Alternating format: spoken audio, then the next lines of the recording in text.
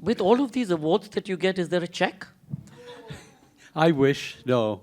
There's no publisher's award with large wallets attached. Give the awards back, or can you auction the medal? I've been trying to sell it the metal? medal, but I'm told it is metal. Oh, so it's not even. What is the point? I don't get it.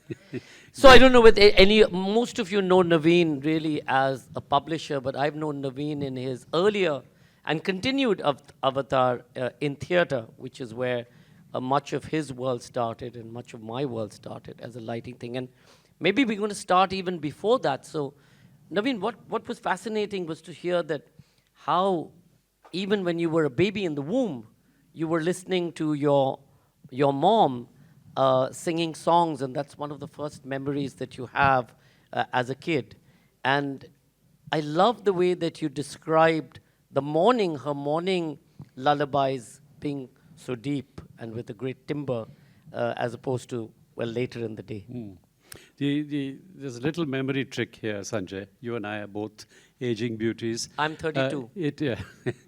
It was the father who sang, and it was the mother's lap that I ended up hearing a lot of other people sing, including people like Talat and so on and so forth, and all these wonderful film singers, Kishore Kumar. And this was, of course, to set the context in Kashmir. In Kashmir, where my father had come from Lahore. He used to work for the Oberois, and post-partition, he stayed back for 6 months, smuggled out the staff with friends and helping him, hide and so on and so forth. And so old man Oberoi was very loyal to him, so he got a job, food and beverage, Kashmir. Kashmir, you must remember, was never a touristy spot then. The film stars, in fact, Sunil Dutt, Nargis's romance happened supposedly in front of my 4-year-old eyes, but so they would come home for Prem, my mother's palau and kheer and stuff after a day's shoot, and they would have these little soirees of singing. And my father stand in a kind of Seagull type voice. Nothing to do with seagull, but anyway. And in many ways, did that sort of set for you your path of being so involved in the arts? I think it started even earlier, because 2 grandfathers that I never met. One on my mother's side used to write screenplays for the Hindi film industry, and old man Kapoor used to take his script to a producer, and he would say, Kapoor Saab, chhad jao rati, pad ke dal, we'll read this and tell you. Next morning they would return it, and then it would come out as Chaudhary Ka Chand or something like that. And the other grandfather, who was in those days not even metric pass, as they called it, class 10, was the librarian of the Punjab University. So the books and the arts were kind of, retrospectively, one would like to romantically believe those seeds were set then, but who knows? I think it was the college, it was our theatre that really set us going. And how did you find your way then back to Calcutta? Well, he did. Typically you would be 8-9 months in Kashmir, and that was closed down because of the snow, and 3 months at the Oberoi Grand. So I grew up at knee length to... Talk about a silver spoon in the mouth, by the way. No. So we would be in the Grand Hotel, and because we were the food and beverage guys' kids, my sister was older, so I kind of saw Duke Ellington's knees and Dean Martin's knees and wonderful Japanese strippers, and it was all like you were allowed access to backstage, in Princess, the nightclub, and Sherazad, which is now a swimming pool. So it was a wonderful time to, just be. One of the nicest pieces I've read that Naveen's written was actually when Pam Crane died. And for those of you who don't know, Pam Crane was this amazing singer. And Calcutta was really the capital of nightlife of India before it moved to Bombay, etc. So tell us a little bit about that time of Calcutta. Yeah, because I was plunged into making a living. My father lost his jobs one after the other. I don't think he kind of got used to younger... Not being in the Oberoi. Well, no, he left the Oberois, and he was in all kinds of places in Calcutta, Trinkers and the Blue Fox and so on and so forth. So between health and alcohol, he kind of stopped working. And as you and I know, we tend to turn in India our hobbies into livelihoods. And so I did theatre lighting, but then you and I never had enough money, but we had lots of affection, so I had to do other things. So I became what you'd call an impresario, an event manager, and so on and so forth, the early days, before it was a gleam in your eye. And that's how one started to produce music. So Pam and I used to get on very well. And Pam was always of an indeterminate age. She could have been 28. Rumors said she was 58 in the days we were in our 20s. I think she was always over 300, but looked somewhere in between. And she always wanted me to light her, because apparently I intuitively did justice to her. And then I started to produce, and she would do anything. I've had her in bathtubs, floating down from, in stage smoke, and, all kinds of stuff, that dressed as a cowboy on a rocking horse, and all kinds of things. So we used to do music reviews and things. So we were very close. And I had a kind of ritual every time I would leave Calcutta, and I would come back and not feel at home till I went to Madame Butterfly, the boutique she ran, and just sat and chatted for a while. It was a kind of connect. And then she kind of became a recluse and came out of it. We did a concert. In fact, that was Shunandini's first design venture. She did we did something called Blue Moon with Anjum Katyal, and our first editor, singer, and Pam Crane, and Shunandi designed these beautiful tickets and stuff like that. That's when we discovered she had this flair. And so when she passed away, one had grown up with dancing to her singing and then presenting her. So there was a kind of relationship. Calcutta in many ways has sort of really been part of your foundation, and Calcutta in its heydays, or before it's become all blue lighting and so on and so forth, was really the place to be.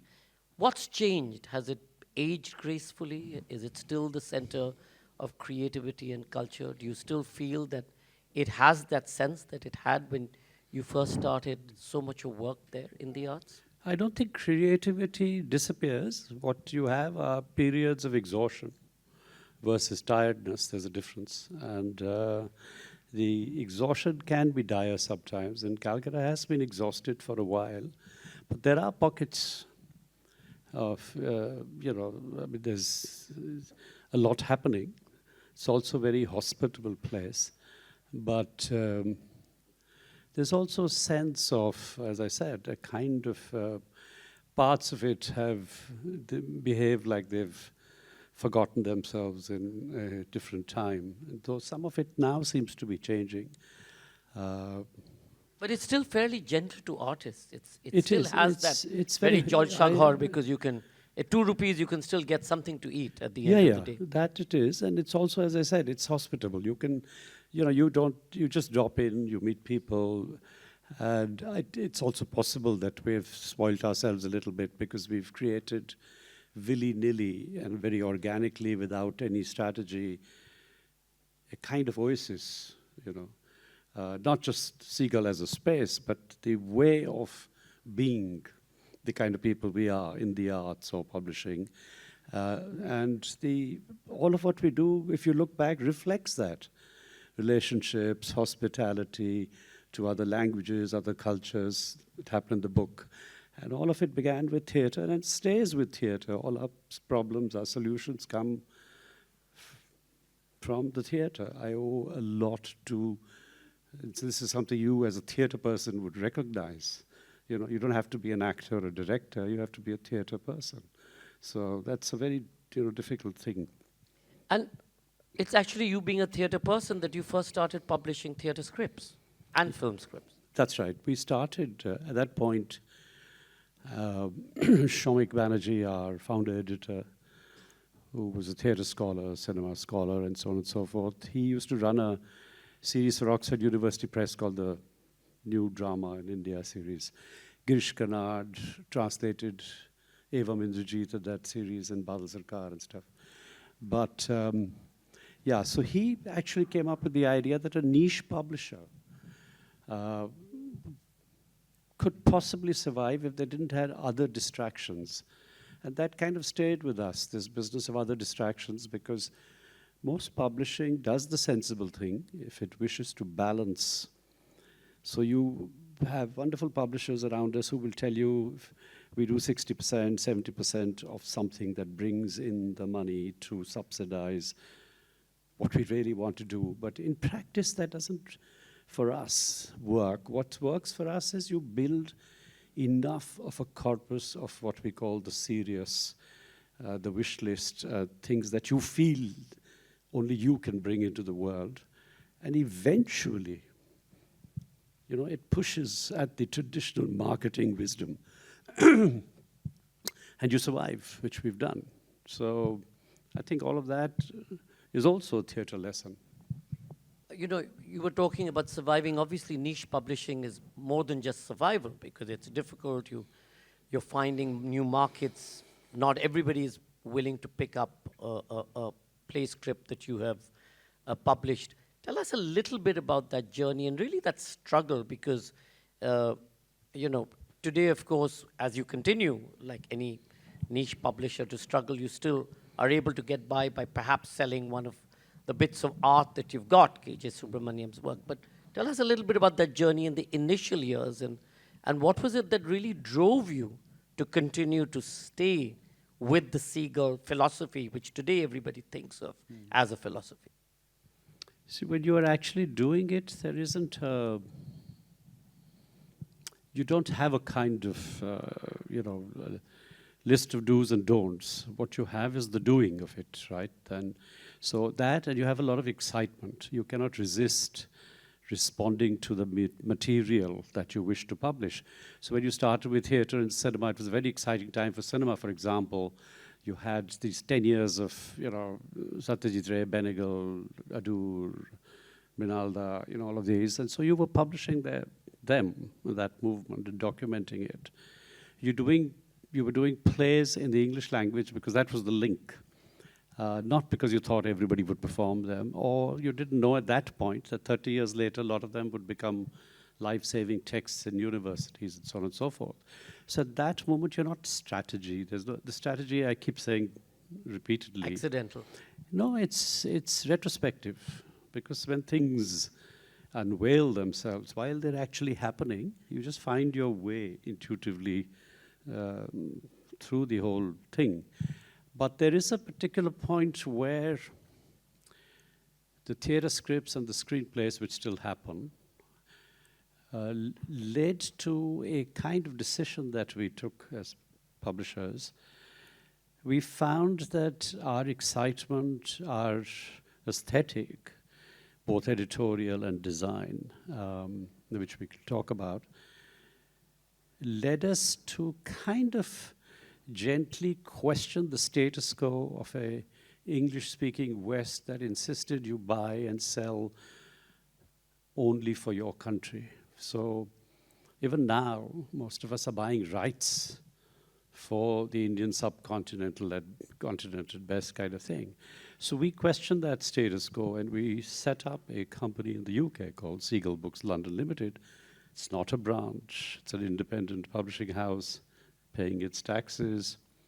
And we said, no, we are good enough, as is our money, to buy world rights for the kind of books that we wish to do. And that is when this whole international list began. And that's when we found that we were using our translation experience of all those theatre scripts into ferreting out interesting material in European languages, for example. We started with European languages and then moved on.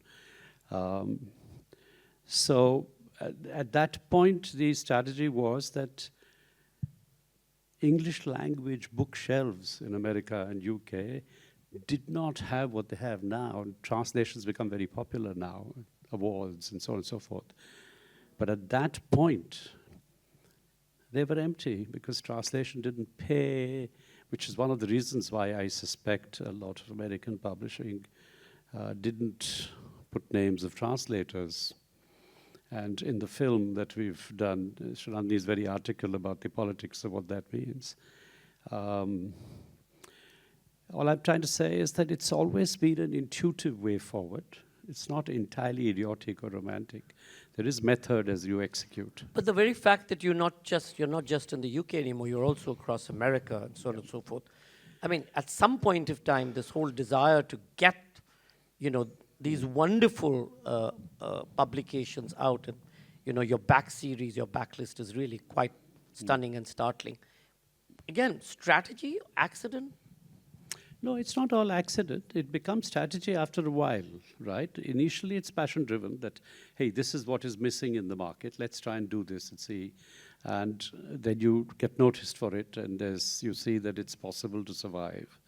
And survival for any independent publisher is, in my opinion, it has to do with a reasonably healthy cash flow as against every book being a profit center, which is what publishing wisdom tells you today. If you can pull it off, great.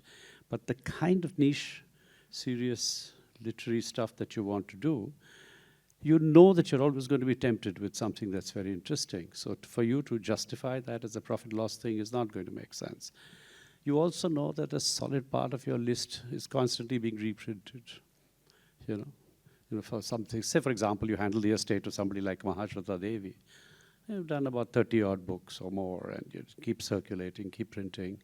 Or you do internationally the Thomas Bernards, the Alexander Kluge, things that actually sell for us very well and subsidize a lot of the others. So that's your strategy also involves keeping yourself small. You're not going around opening offices everywhere.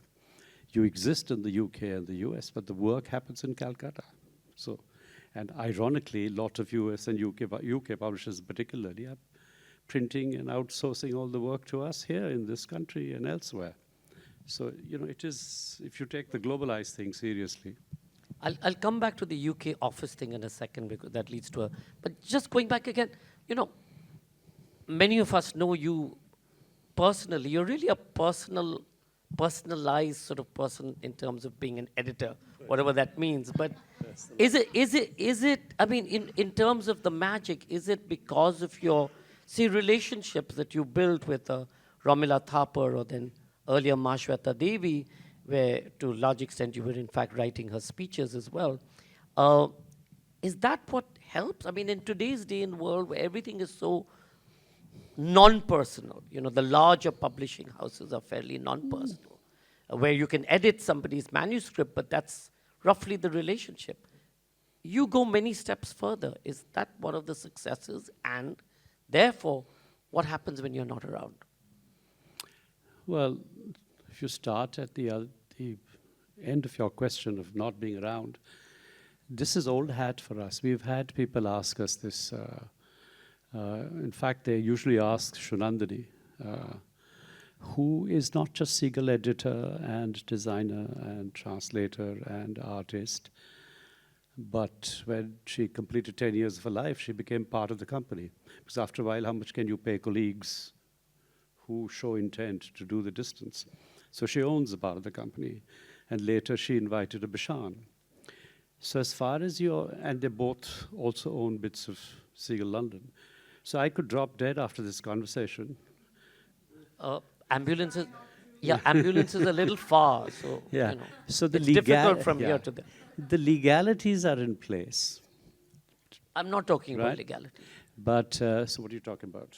About the personalized aspect. Yeah. The fact that Now the personalized aspect can never be in isolation. We luckily for us, the small team that you practice the personal within at home is, so to speak. It starts there. You become family, so you take the ups and downs of those relationships. And so everybody builds their own individual style of functioning. Mine depends a lot because I need relationships, right? And you need relationships. We are a relationship that goes beyond Jaipur in a certain kind of way.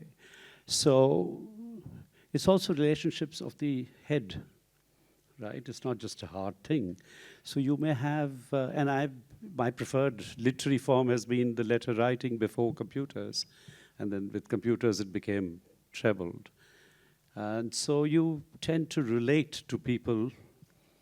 you become part of their lives and conversations, right? Even when you're not present physically at that level. The other interesting thing is that the Seagull catalog is very much a part of this relationship. It began accidentally in '89 when I used to design this sort of life in Seagull pre-Shunandani and post, so to speak. I didn't even know there was a life break. When did that happen? And so I did this catalog, which became, I didn't have the Claudia Kaisers in my life at that point. I'd go to Frankfurt. I didn't know you had to take appointments. But I had this catalog. And every time I went to a stall, And a beautifully bound catalog. I mean, it's not just the catalog that you see. Just for the record, for those of you who haven't seen the pre-Sunandani versions of it, they were. So the catalog would allow me to come back half an hour later, and they were curious who did this in a land which was suspect for printing and binding and lamination suddenly. So that was the baggage you carried. You wanted to show your aesthetic, and then that tradition carries on in a certain kind of way. But what that did was, that was not a marketing tool. It has seasons, 2 seasons of books and so on and so forth, but the hardcore selling of books and marketing is done by your distributors, the Chicago Press. So they do that bit of it.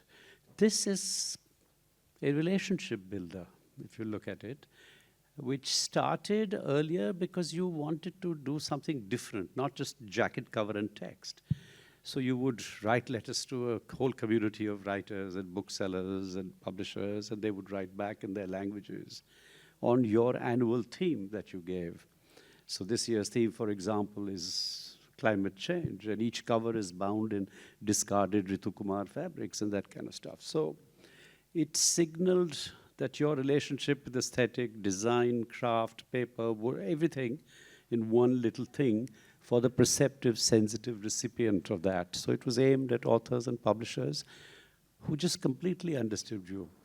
And one last thing here was the real, the thing when it works for you is magical, because when I was given the Goethe medal, the woman who was supposed to do a laudatory speech had not been in touch at all.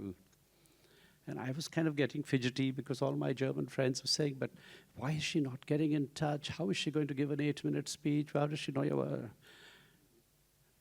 2 weeks before, I get a letter saying, can you send me some of your catalogs? We did. And then at this thing, at the ceremony, she gets up and, no, she doesn't. She meets me. She comes up to me. And the first thing she says, shakes my hand, says, how is Shunandani? She hasn't come? So I've kind of, my penny dropped that she's been through the catalogs and figured out who does them and so on and so forth. And then she does a whole speech where she sums up our whole philosophy of affection, hospitality, relationships through the design, the aesthetic, the content of this catalog. That's when it works, and it's worth a lifetime to have 1 or 2 people who get it. Again, I don't know how many people have received or seen any of Seagull's catalogs in the room. So for those of you who haven't, you haven't lived, and it's a. I mean, because it's not so much only about the printed word in these catalogs. Every page is so beautifully designed that it opens up a whole new world. When I went to Seagull, whenever I went to Seagull, and I saw Sunandani at work, and they were then doing, she was then designing one of the new catalogs. I mean, I wanted to buy I asked her, I said, these are just so exceptional in the imaging that they do.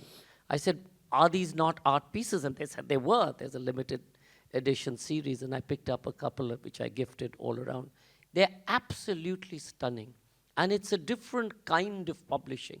Today, I mean, you all have been trendsetters, so today you do have, and certainly here, there's some beautifully published books of art and also for children that you're seeing more and more, but in many ways, Seagull was the leader in that. So please try, I don't know whether you have any in the... Oh. But we don't have any in the bookshop or in the... Not the catalogs. We have books. We don't have the catalog. Well, the catalogs are the one that should sell first, and then you can decide about the books. But sorry, Sunandini, you're sitting there, but I'm going to ask you this. So tell us the Sunandini story, because she volunteered to be part of Seagull, and then what happened? No, she came in as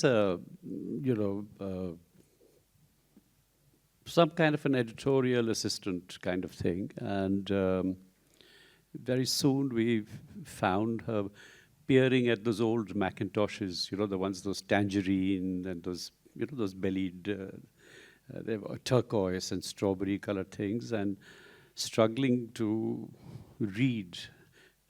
She was too embarrassed to ask how to increase the font size at that point.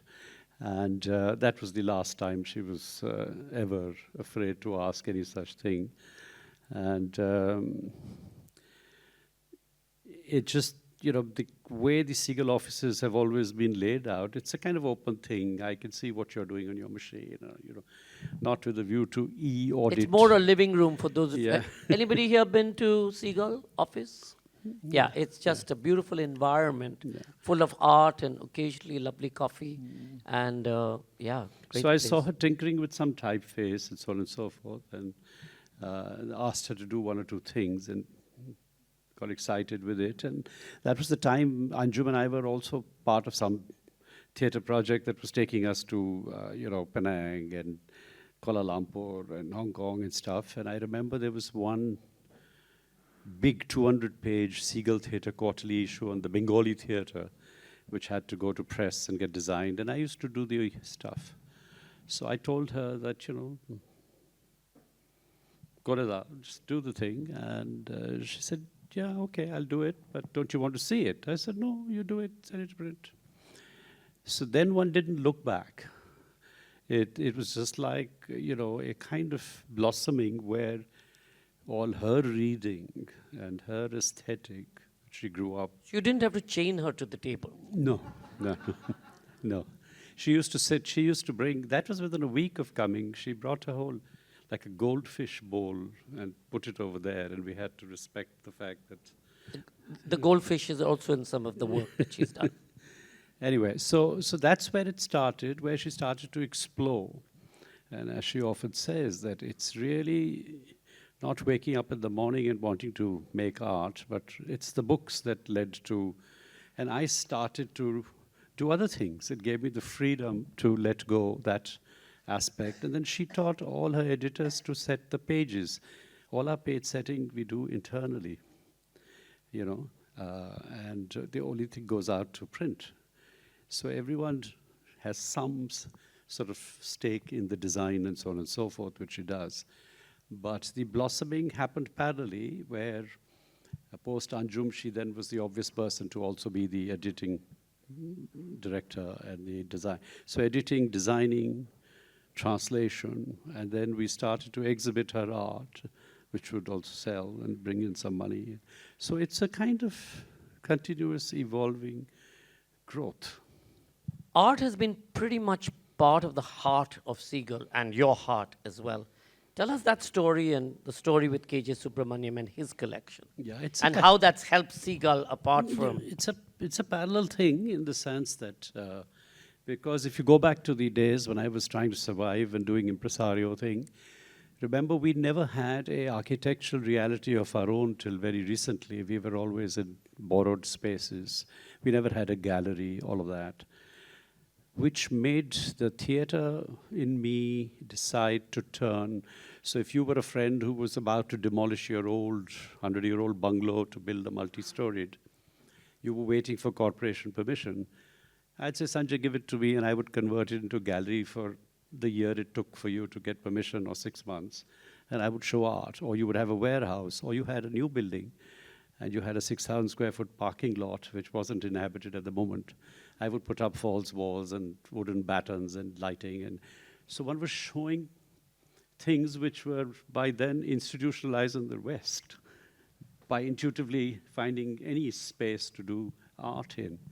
None of these people were selling enough. It was just an exciting time. That's also when you started to collect more out of a shared sense of livelihood that Sanjay's art is not selling. So, but he needs to sell something, so I would borrow money and buy a little bit at a discount. There was no strategy that you were going to become blue chip 40 years later. So the Subramanian relationship began somewhat like that, where his first book was offered to us by one of his student archivists, Professor Shivakumar. And that's how I discovered his art and started to show him. And of course, not much was selling in those days. Then the relationship grew as publisher, as student first, then as friend. Then I suppose at some point behind my back, I would always hear stories about how he saw me as a, there was a kind of sun figure emerging and that kind of thing. And I remember a particular moment when I felt that I had arrived and was fully accepted, was that, he was constantly traveling to and fro, and I was booking tickets, and he would come, and the first thing after putting his luggage was a white envelope with 6,232 rupees written on it. Maybe people can, maybe we can circulate it and people can see.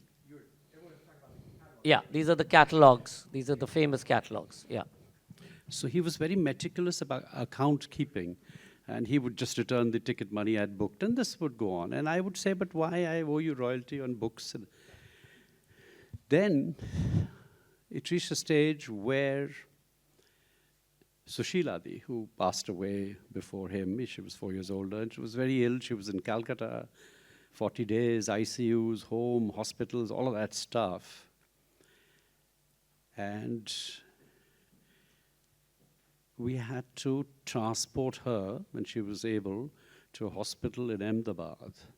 And I got 9 tickets, I remember. Indian Airlines used to allow you to remove the seats, put a stretcher. And we did this army operation of getting her there, etc. And I was allowed, it's very difficult to say, I expressed this, I was allowed to pay for this. It was like, you can do this now, It was a kind of moment. It's an old kind of Guru Shishya thing. You almost felt that you'd been given the gift of acceptance. And so it was natural that when he did pass away, he was very clear that his books would go to Vishwabharati, the art would be looked after, there's a daughter. So we became the estate. And there's a huge non-profit side to Seagull. So there's the History for Peace, there's the Seagull School of Publishing, there's any number of things we get involved with and do with other people and so on and so forth, as you do. So the art helps. It sort of sees you through all of that. But it wasn't just about seeing you through. I mean, today, the Seagull office and the Seagull bookstore is really also an art, a space for art. Sure, yeah, that's because that was one relationship, but there were lots of others. We were working with Somnath Aur and Meera Mukherjee in the same way. Chitravanu Mazumdar was the first artist we ever showed. There are younger people we work with now, right? So you're still doing it, but you're not, your economy is not that of a commercial gallery where the frequency with which you show, the urgency with which you need to show and sell everything to survive. It's with us like the books. It's a wish list of who you wish to show. And we're very good with traveling. We've created an alternative kind of art traveling sort of scenario where this country has lots of languishing Lalit Kala academies everywhere in so-called small town places. We take Subramanian there, or we take a Somnath Aur, we take a young artist. They're not for selling, because nobody buys there. But amazing reactions, footfalls, because none of these people get to see the masters. They get to see local. So whether it's Bhubaneswar or Lucknow or Bhopal or Patna, it's amazing the kind of footfalls. For Subramanian, we had these tiny 50 rupee lectures. And I remember in a 10-day exhibition, we sold some 90,000 rupees worth, which meant there were hundreds of young people coming and just buying what they could afford, which also led to a publishing strategy of taking the bigger books of essays, which would be priced at 700-800 rupees, and doing 3 essays each into little paperbacks and make it available at 200 rupees, that kind of stuff. So everything's linked up. The place itself, because we all create art. She creates art, I take photographs, Bishan does. So doing up and converting a space is also theatre training. You walk into something that looks like nothing, and you transform it. Well, actually, one of the first things that they used to do is, I think, in the back room of his house, which accommodated 30, 40 people or whatever, they used to have these soirees regularly.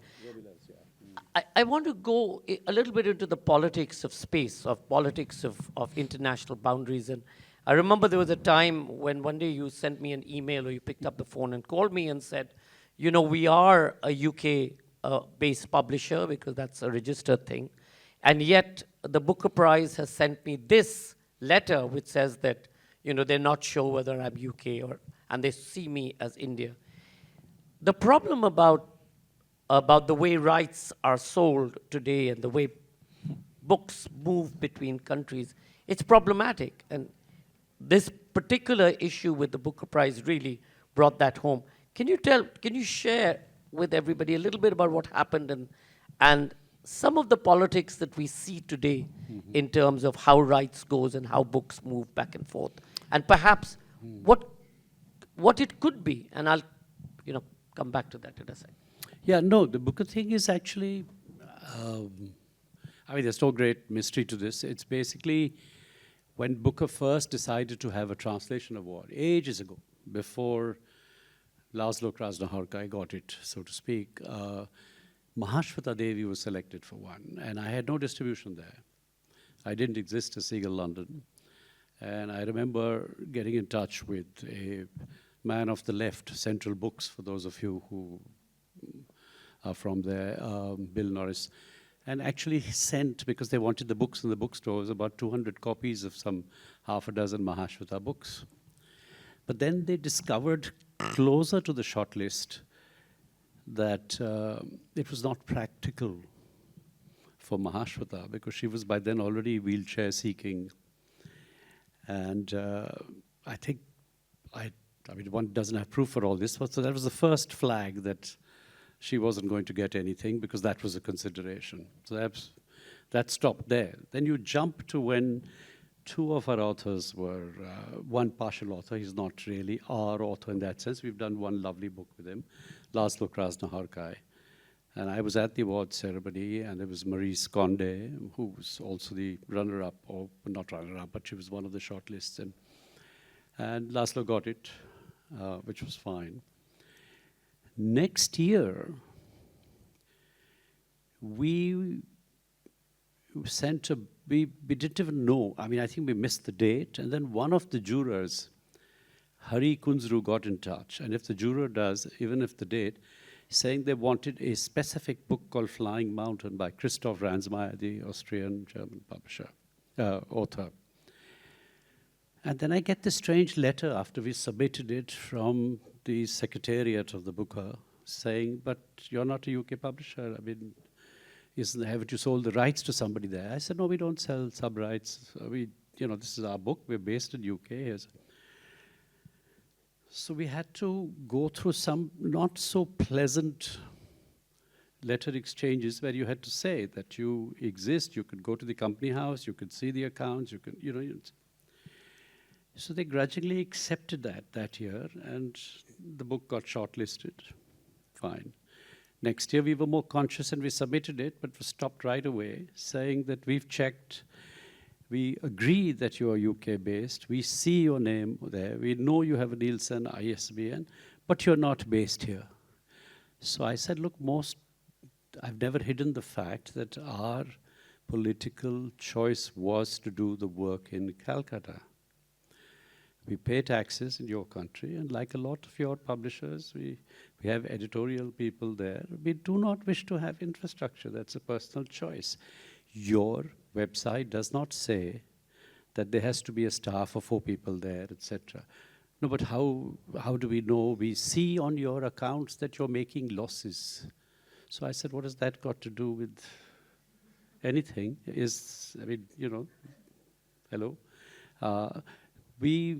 want detailed account balance sheets from you. That's when I put my foot down. I said, keep your reward. There's nothing to hide, and the laws of your land insist that you put things up in abbreviated form on the website and stuff. But there was a lot of backstage drama then, including you writing to just about everybody else. We had somebody, a Siegel author on their committee, who said, I'm helpless, this is how it is. So in future, why don't you sell the rights to a UK publisher? I said, no, it doesn't work like that. So we'll stay away from the booker, and that's what we've done. And so when there is a passionate author who's dying to be on the booker, I always say that I'm sorry, but we can't get involved. It's so interesting. Yesterday, I was in a session with Josephine Quinn and Brian Catloss on how the West was made. And one of the things that Josephine argues is that the West was made by ideas that traveled through trade and through philosophers and travel writers who went from one continent to the other, and they borrowed from the Turks, who borrowed from the Arabs, who borrowed from the Indians. And yet today, even in the space of ideas, we still look at this as boundaries. Since COVID, has that changed? I mean, given that now you can be in Australia and be editing a manuscript for somebody else, or you could be in the Antarctic and doing. Yeah, well, so 2, 3 things have changed. One, of course, is that our own way of functioning, COVID, post-COVID, is that we're printing in different countries. Because freight and customs, all these things have become paranoid and changed and expensive and stuff. And so if I want books in Australia, I print them there because we have distribution there. The US printer does, it's easier for them to get into the Chicago warehouses. So there's happening in India. So because we publish the same thing worldwide simultaneously, so you're printing them. And these are not digital editions, they're proper print editions. And you do the digital in terms of, when you need something that you run out of very quickly. So technology allows you to bypass all this new post-COVID, what I call freight trauma. And papers kind of become like a stock market thing. You can never fix the price of it. It's constantly fluctuating and so on and so forth. So those difficulties are there. But on the plus side, one of the benefits for COVID for us, tangentially, was the Siegel School of Publishing thing, which used to be an in-person course where you could get 20, 24 people. And now we discovered accidentally that a lot of people who really wanted that course can join online because our neighboring country doesn't allow visas, so they can now join, or somebody sitting in Palestine or New Zealand, or, So we decided we just keep it online now, and you have twice as many people. You have no funding support, but it works because there's twice the number of people, 40 plus people who can now join and actually be there. So there are, pros and cons to that. We're going to run out of time. I wanted to open it up for a few questions, but before that, last quick question, Naveen. Do you see yourself as a political publisher? Well, I mean, let me correct that. Do you see yourself as a political editor or an editor of political thought, and therefore is your publishing sort of addressing some of those issues? Yeah, publishing is constantly addressing the times. You cannot any longer see yourself as apolitical, or the word neutrality doesn't any longer work anywhere in the world. So you're fooling yourself if you think you can remain neutral in any way. That was always the case, only it wasn't out in the open. But yes, if you look at our books, you look at our lists, it's like we did a small little lecture that Romila delivered at IIC with armed guards around because there was a threat. And she sent a hesitant thing saying, I know you won't agree, but shouldn't you consult a lawyer because I don't want Siegel to... I said, where will I stop then? If I do legal edits, like a lot of our publishing community is having to do, where do I stop? Because my list is going to then offend somebody in some country. I'm handling 23 different languages. So I can't afford it. I'll just go with our intuition and just do it. So yes. Ladies and gentlemen, Naveen Kishore, couple of questions. Any questions? Otherwise, I'm happy to, yeah. Hi, can you hear me? Yes. What an inspiring talk. Thank you for that. You were talking about, I have so many questions in mind, but Outside. let me start with this one. You were talking about personal relationships to authors, to partners, to, which is important for your work. And as an independent publisher in Germany, for us it's also very important to have personal relationships to booksellers, to journalists, to festival people. So, which seems to be impossible in India, in such a huge country. So I was wondering, how do you manage it? And do you have those personal relationships on this level too? Is this needed? And how do you manage to do this with how many people in your living room? Yeah, there's very few people in the living room, at least in the Seagull living room, there's half a dozen.